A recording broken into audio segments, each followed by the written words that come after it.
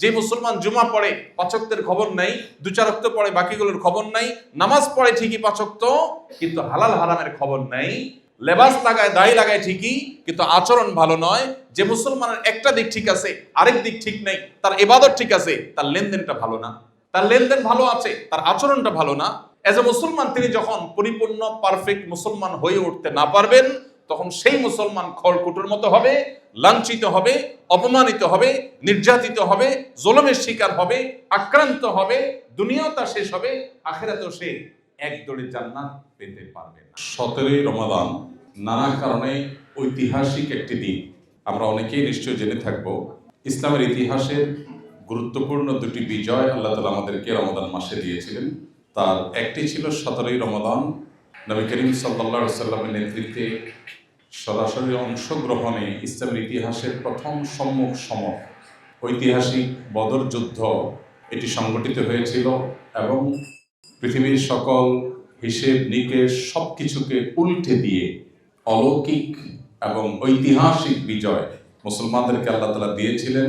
বদরে মাত্র 313 জন মানুষ, অনেকটা অস্ত্রশস্ত্রহীন, খুব সাদামাটা অবস্থায়, যারা আসলে যুদ্ধ করতে যাননি, কিন্তু সেখানে যাওয়ার পর তাদেরকে যুদ্ধে নামতে হয়েছে।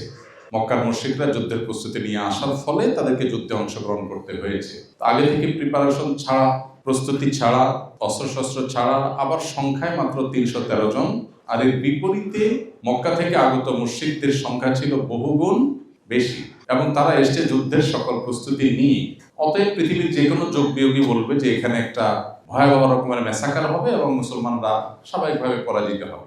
কিন্তু সকল হিসেব নিকেশকে উল্টে দিয়ে ঐতিহাসিক বদর যুদ্ধে এই 17ই রমাদান আজকের এই দিনে মুসলমানরা বিজয় লাভ করেছিলেন।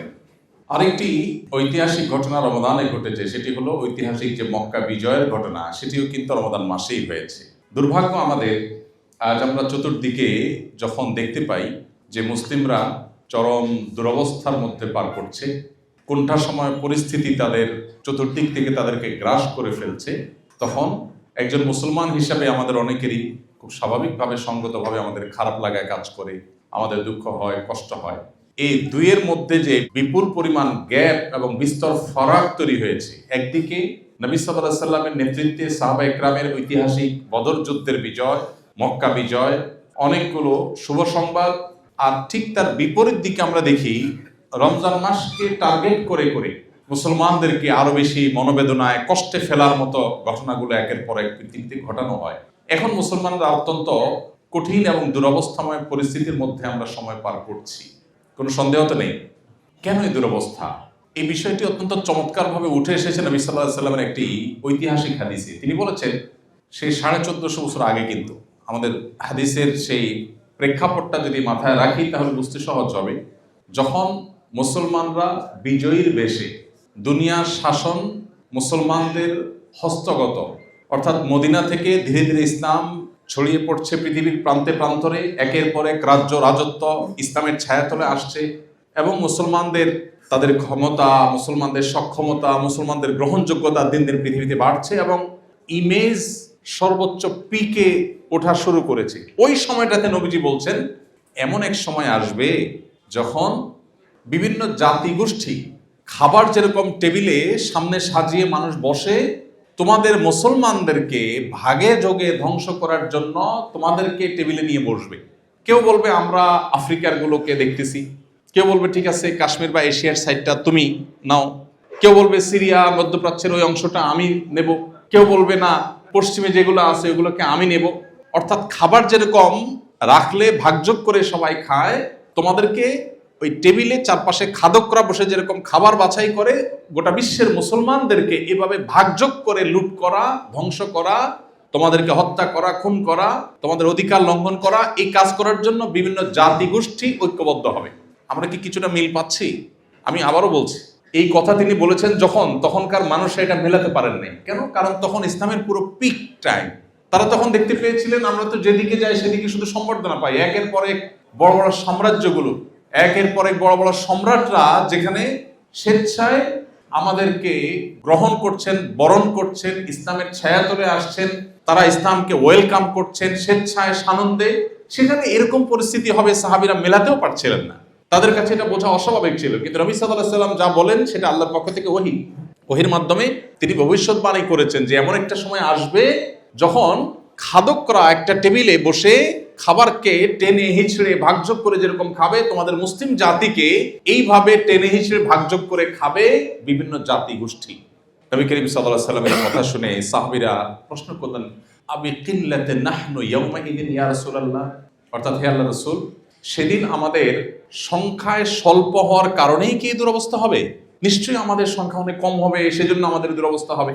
সাহাবীদের খুব স্বাভাবিকভাবে কৌতূহলী মন থেকে এই প্রশ্নই আসছে যে তাহলে কি আমরা সংখ্যা কম হয়ে যাব? না হলে তখনকার বাস্তবতা সাহাবীরা তো মেলাতে পারছিলেন না, কিভাবে সম্ভব?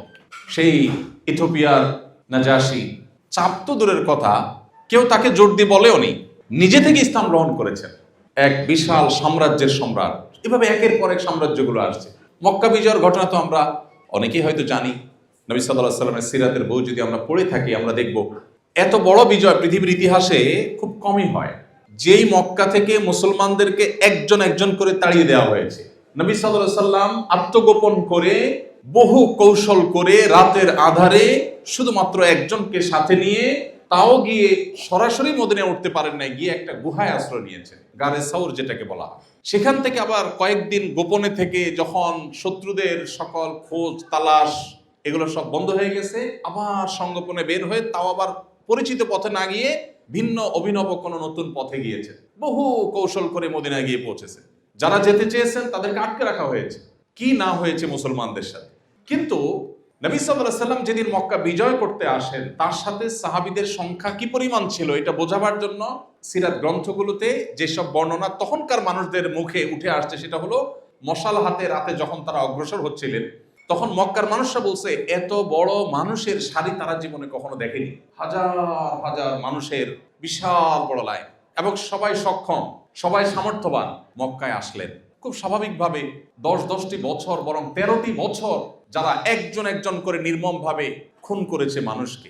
সুমাইয়া রাদিয়াল্লাহু তাআলা আনহা, ইসলামের জন্য প্রথম জীবন দেওয়া একজন নারী, অত্যন্ত নির্মম ভাবে বর্ষার আঘাতে স্পর্শকাতর অংশে শরীরে তাকে শাহাদাত বরণ করানো হয়েছে। এক একজন সাহাবীকে নির্মম ভাবে মেরে মেরে শেষ করা হয়েছে। 3-3টি বছর তাদের সাথে অবরোধ করে তাদেরকে গাছের পাতা খেয়ে থাকতে বাধ্য করা হয়েছে, একটা খাবারের একটা দানা তাদের কাছে বিক্রি করা হয় নাই, এমন ভাবে অবরোধ করা হয়েছে। কি না করা হয়েছে! নবী সাল্লাল্লাহু আলাইহি ওয়াসাল্লামের সিজদা যাওয়ার পর ফিজিক্যালি তাকে অ্যাটাক করা হয়েছে, তার শরীরের উপরে নাড়ি বুড়ি রাখা হয়েছে যাতে তিনি উঠতে না পারেন। এত কিছু 13টি বছর ধরে যারা করলো, এখন তাদের বিজিত হবার পালা। আর যারা মাজলুম ছিলেন, সে মুসলমানরা মদিনা থেকে আসছেন মুহাম্মদ সাল্লাল্লাহু আলাইহি ওয়াসাল্লামের নেতৃত্বে, আজকে তো তাদের অন্তত প্রাপ্যটা বুঝিয়ে দেওয়ার কথা, কিন্তু না। সবাইকে অবাক করে মুহাম্মদ সাল্লাল্লাহু আলাইহি ওয়াসাল্লাম বললেন, লা তাসরিবা আলাইকুমুল ইয়াউম, কোনো প্রতিশোধ আমরা গ্রহণ করব না, সবাইকে ক্ষমা। পৃথিবীর ইতিহাসে এরকম আরেকটি ঘটনা আমরা হয়তো খুঁজে বের করতে পারবো না। তো আমি যেটা বলছিলাম, সেই রকম শৌর্যবীর্যের সময় সাহাবীরা শুনছেন যে আমাদেরকে চিড়ে ফুড়ে খাবে অন্যরা। তখন নবী সাল্লাল্লাহু আলাইহি ওয়াসাল্লাম বললেন, তোমরা যে মনে করছো তখনকার পৃথিবীতে, মানে আমাদের আজকের পৃথিবীর কথা তিনি তখন বলেছেন, যে তখনকার পৃথিবীতে অন্য জাতিগোষ্ঠীর মানুষগুলো তোমাদেরকে চিড়ে ফুড়ে খাবে, সেই পরিস্থিতিটা, সেই পরিবেশটা আসলে এই জন্য হবে না যে তোমরা সংখ্যায় কম হবে, ওয়ালাকিন্নাকুম ইয়াউমাইদিন কাসীর, বরং তোমরা সেদিন এত বেশি হবে সংখ্যায় যে তোমাদের চতুর্দিকে মুসলমান, লাখে লাখে কোটি কোটি মুসলমান আছে। নবীজি বলেছেন তোমাদের সংখ্যা অনেক থাকবে, ওয়ালাকিন্নাকুম গুসাউন কাগুসাইস সাইল, কিন্তু খড়কুটো যেরকম দেখো পানির উপরে ভেসে চলে যায়, তোমাদের মুসলমানদের অস্তিত্ব হবে এরকম খড়কুটোর মতো, তোমাদের কোনো অস্তিত্বের কোনো মূল্য বা ভ্যালু থাকবে না, সংখ্যা হবে শুধু। মিলে আজকে যেগুলোর সাথে, কিছুটা মিলে আজকের বাস্তবতার সাথে। নবীজি সাল্লাল্লাহু আলাইহি ওয়াসাল্লাম তখন বলেছেন, তাহলে কারণটা কি? খাদকরা খাবার টেবিলে নিয়ে চাকু ছুরি দিয়ে ভাগযোগ করে ছেড়ে পুড়ে খায়, আর তোমাদের মুসলিম জাতিকে এভাবে ছেড়ে পুড়ে খাওয়া হবে। সংখ্যায় তোমরা কম থাকবে না, বরং অনেক মানুষ থাকবে, অগণিত থাকবে। তারপরে পরিস্থিতি তোমাদের কেন হবে? কারণ তোমাদের মধ্যে দুটি জিনিস থাকবে। এই দুটি জিনিস তোমাদের দুর্বলতা। সংখ্যায় তোমরা বিপুল হওয়া সত্ত্বেও তোমরা ভয়ঙ্কর রকমের অপমান অপদস্থ হয়ে থাকবে এই দুটি বিষয়ের কারণে। তার একটা হলো হুব্বুদ দুনিয়া, আরেকটা হলো কারাহিয়াতুল মাউত। নবীজি বলেছেন তোমাদের ভিতরে ওহান ঢুকে যাবে, ওহান। তোমাদের মনে, মস্তিষ্কে, মগজে, অস্তিত্বে, অবয়বে তোমাদের ভেতরে একটি জিনিস ঢুকবে, তার নাম হলো ওয়াহান। ওয়াহান কি জিনিস? ওয়াহান হলো দুটি বিষয়ের সমষ্টি, হুব্বুদ দুনিয়া কারাহিয়াতুল মউত। তোমাদের মধ্যে দুনিয়ার মোহটা ঢুকে যাবে। দুনিয়াটা, পার্থিব বিষয়গুলো তোমাদের কাছে অনেক গুরুত্বপূর্ণ হয়ে যাবে, তোমাদের কাছে বৈশ্বিক বিষয়গুলোই সব হয়ে যাবে। আর দ্বিতীয়টা হলো মৃত্যু ভীতি। তোমরা মরণকে ভয় করবে যতটুকু ভয় স্বাভাবিকভাবে হওয়া উচিত তার চেয়ে বেশি। এর বিপরীতটা আমরা বলতে পারি, বেঁচে থাকার জন্য তোমরা পাগল পড়া হয়ে যাবে। আমি শুধু এই দুটি বিষয়কে যদি এক করে দেখাবার চেষ্টা করি, তাহলে সংক্ষেপে আমি বলতে পারি, আজকের বিশ্ব বাস্তবতায় আমরা যারা নিজেদেরকে মুসলিম দাবি করছি, আমাদের সবচেয়ে বড় গর্বের বিষয় ছিল আমরা আল্লাহতে বিশ্বাসী, আখেরাতে বিশ্বাসী, জান্নাতে বিশ্বাসী। আমার কাছে দুনিয়ার মোহ তো খুব বেশি একটা আমাকে দুর্বল করতে পারার কথা না।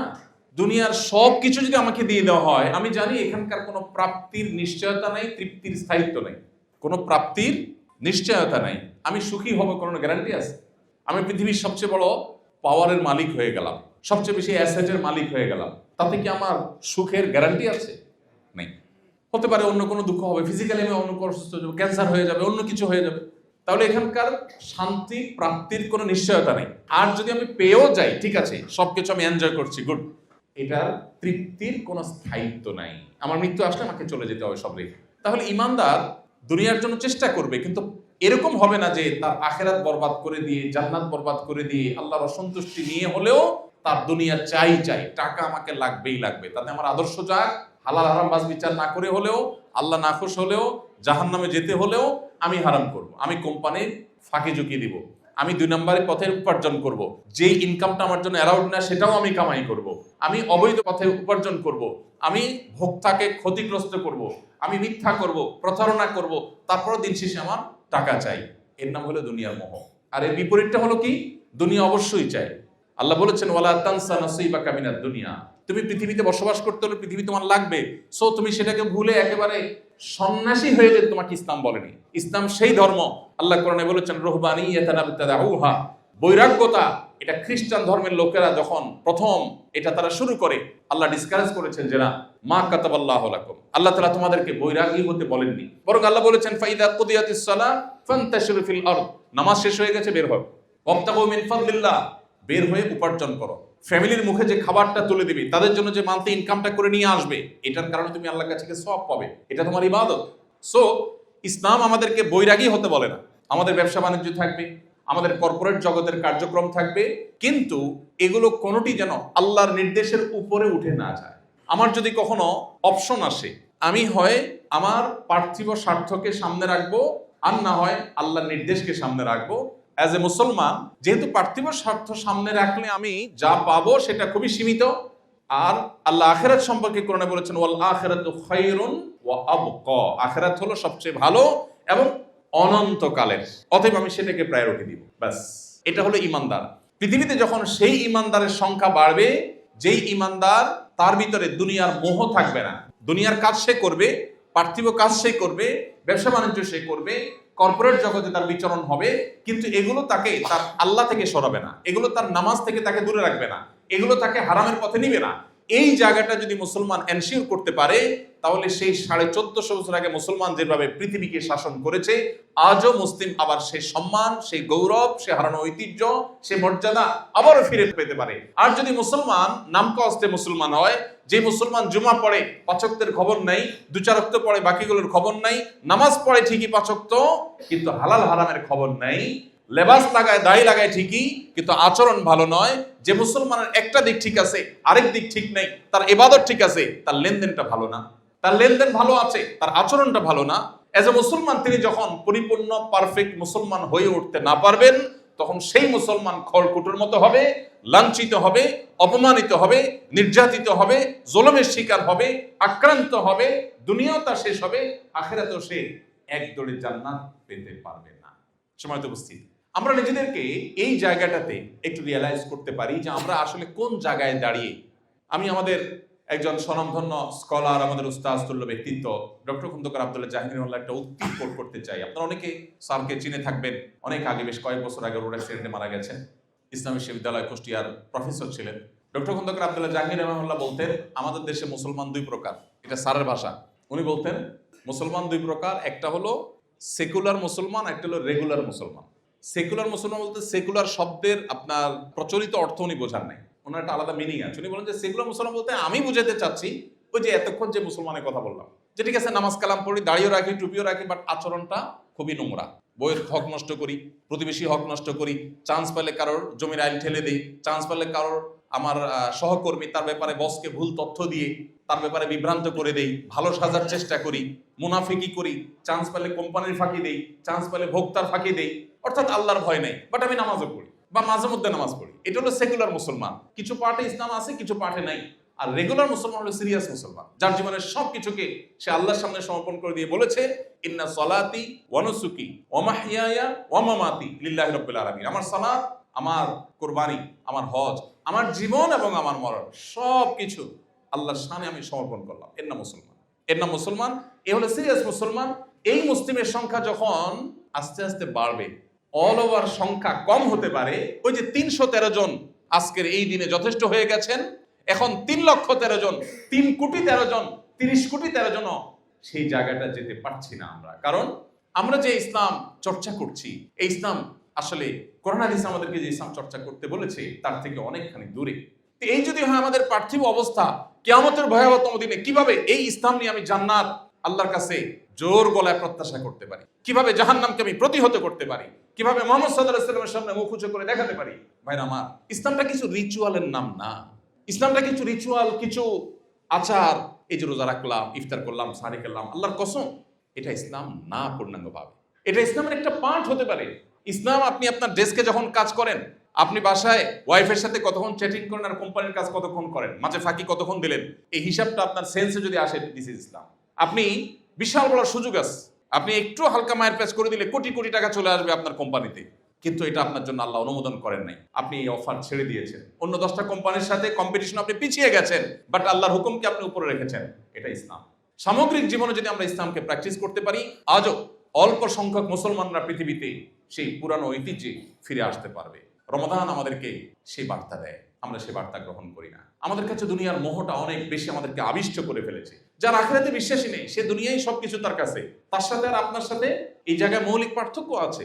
আপনার জন্য মানায় না তার সাথে কম্পিটিশন করা পার্থিব বিষয়। এই জায়গাটাতে আমাদের নিজেদের আত্মপরিচয়টাকে নতুন ভাবে খোঁজার, উপলব্ধি করার, আবিষ্কার করার চেষ্টা আমাদেরকে করতে হবে। আল্লাহ আমাদের সবাইকে সে তৌফিক দান করুন। প্রিয় ভাইরা আমার, সেই সাথে যেটা বলছিলাম, দ্বিতীয় কারণ মুসলমানদের অপমানিত, লাঞ্ছিত হওয়া, সেটা হলো কারাহিয়াতুল মউত, মৃত্যু ভীতি, মৃত্যুর প্রতি ভয় সহজাত বিষয়। কোনো প্রাণী তো মৃত্যুকে ওয়েলকাম করে না, কিন্তু একজন মুসলমান যখন জানে তিনি আল্লাহর প্রতি ঈমান এবং নেক আমলের চর্চার ফলে তিনি জান্নাত পাবেন, তখন তার কাছে মৃত্যুটা এরকম ভয়ের বিষয় হয় না। সে সৎ এবং সত্য থাকতে গিয়ে মৃত্যুবরণ করতে হলেও সে জন্য প্রস্তুত থাকে। তার জীবন দেওয়ার দরকার হলে আল্লাহর জন্য সে দেওয়ার জন্য প্রস্তুত থাকে। কিন্তু আমাদের মধ্যে আজ এই দুইটা জিনিস, যেটা অমুসলিম বা কাফিরের মধ্যে থাকার কথা, আমাদের মধ্যে চলে আসছে। আমরা বলি মুসলমান, কিন্তু জান্নাতে যাওয়ার জন্য মরতে হবে, আমরা মরণের অতিরিক্ত ভয় পাই, বাঁচার জন্য পাগল করা হয়ে যায়, তার জন্য হালাল হারাম বাজ বিচার করি না। সিরিয়াস মুসলিম হওয়ার চেষ্টা আমাদের করতে হবে, পরিপূর্ণ মুসলিম হওয়ার চেষ্টা করতে হবে। এই যে আপনাদের সবার সামনে ইফতার আছে, আমি দেখতে পাচ্ছি সব টেবিল ইফতার সাজানো আছে। আমার প্রশ্ন, আপনারা তো সবাই ক্ষুধার্ত নাকি? কেউ তো দুপুরে খান নাই, আজকে খেয়েছেন? কেউ দুপুরে খেয়েছেন? আজকে দুপুরে কেউ খাননি এখানে, তাহলে সবাই রোজাদার। তার মানে 12-14 ঘন্টা না খেয়ে আছেন, এখন সবাই ক্ষুধার্ত। ইফতারের আগে খাবার তো সামনে আছে, বেশ চমৎকার চমৎকার মুখরোচক সব খাবার আমি দেখতে পাচ্ছি। খাবারও আছে, ক্ষুধাও আছে, কিন্তু আপনি খাচ্ছেন না। কারণ কি? আল্লাহ আপনাকে এখনো খাওয়ার পারমিশন দেননি। সূর্য ডুবলে তখন পারমিশন হবে, তাই না? তাহলে এটা একটা এক্সারসাইজ, এটা একটা ট্রেনিং, এটা একটা প্রশিক্ষণ।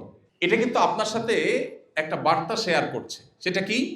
এটা হলো তোমার 12 বা 14 ঘন্টার রোজা, তোমার পুরো লাইফটা আরেকটা রোজা।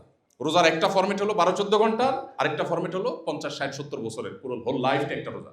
এই রোজা তোমাকে শিক্ষা দিচ্ছে তোমার সামগ্রিক জীবনের রোজায় এভাবে বহু জায়গায় তোমার সামনে খাবার থাকবে, টাকা থাকবে, সুযোগ থাকবে, অপরদিকে আল্লাহর নিষেধাজ্ঞা থাকবে। তুমি আল্লাহর নিষেধাজ্ঞাকে মাথায় রেখে ওই আকর্ষণীয় সম্পদ এর মোহ যদি তুমি না করতে পারো, আল্লাহর পারমিশন পর্যন্ত অপেক্ষা করতে পারো, তাহলে তুমি এই রোজাকে সামগ্রিক জীবনে তুমি প্রয়োগ করতে পারলে তোমার এই রোজা সাকসেস। আর যদি শুধু রমজানের এই কসরত করেন, সাহারি টু ইফতার, ইফতার টু সাহারি, আর সামগ্রিক জীবনে যা আছে তা গ্রহণ করলেন, তাহলে আপনি রোজার বার্তা গ্রহণ করতে পারলেন না। এই সিয়াম আমাদেরকে একটা সুস্পষ্ট বার্তা দেয়। আমরা সে বার্তা গ্রহণ করে সামগ্রিক জীবনে ইসলামকে চর্চা করার চেষ্টা করবো তো ইনশাআল্লাহ। ভেজাল ইসলামের কোনো মূল্য পৃথিবীতে নেই ভাই। আল্লাহর কাছে কোত্থেকে আসবে? নিজের বাসা, নিজের বউয়ের কাছে, নিজের কলিগের কাছে, সন্তানদের কাছে, প্রিয়জনদের কাছে ভেজাল কোনো মানুষের মূল্য আছে? মানুষ যখন জানে যে 2 নম্বর, বউয়ের খানা খেয়ে যখন বলেন তোমার মতো রান্না জীবনও খাই নাই এত সুন্দর ডাল, আবার একই রান্না বোনের বাসায় যা বলছেন বউ শুনে গেছে, কি বলেন? মায়ের একটাও নিচে পড়বে? তো আপনার বউ যদি আপনার চিটারি বাটপারি পছন্দ না করে, তো আপনি কিভাবে আশা করেন ইসলামের নামে 2 নম্বরই, যে মসজিদে গেলাম হুজুর হয়ে গেলাম, ব্যবসা প্রতিষ্ঠানে আসলাম মুজুর হয়ে গেলাম, আপনার 2 নম্বরই 2টা রূপ আল্লাহ তাআলা অ্যাকসেপ্ট করবেন, কিভাবে আপনি আশা করেন? আমার মনে হয় আমার বার্তা আমি আপনাদের কাছে পৌঁছাতে পেরেছি। আমি কথা শেষ করব। আমি শুধুমাত্র আপনাদের কাছে উদাত্ত আহ্বান রাখতে চাই, আসুন ইসলামটাকে শুধু কয়েকটা রিচুয়ালের মধ্যে সীমাবদ্ধ না করে পরিপূর্ণভাবে ইসলাম গ্রহণ করার চেষ্টা করি। আল্লাহ বলেছেন উদখুলু ফিস সিলমি কাফা, তোমরা ইসলামে পরিপূর্ণভাবে প্রবেশ করো, ভালোভাবে প্রবেশ করো। ভালোভাবে প্রবেশ করার একটা স্বাদ আছে, একটা তৃপ্তি আছে। আপনি মানসিকভাবে শান্তি পাবেন। আপনার কাছে ভালো লাগে কাজ করবে যে আমি চিটারি করছি না, আমি বাটপারি করছি না, আমি সিরিয়াস মুসলমান।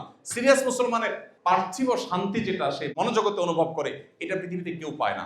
আসল সুখী সেই যে ভেতর থেকে মুসলমান হতে পেরেছে, পরিপূর্ণভাবে মুসলমান হতে পেরেছে। রমজানের এই বার্তা আমরা সামগ্রিক জীবনে ছড়াবার চেষ্টা করি।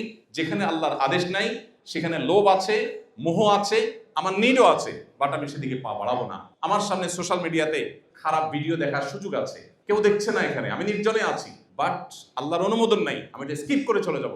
এটা হলো ইসলাম।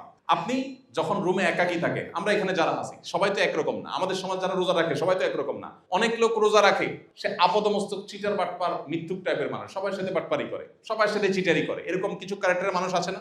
কিন্তু সেই লোকটাও যখন রোজা রাখে, রুমে একা একা থাকে, প্রচন্ড ক্ষুধা থাকে, হাতের কাছে খাবার থাকে, কেউ নেই, দরজা লক করে খেতে পারে, খায়। কেউ খায়? কেন খায় না? কারণ সে জানে কেউ না দেখলে কি হয়েছে, যার জন্য রোজা রাখছে তিনি তো দেখছেন, তিনি নিষেধ করেছেন।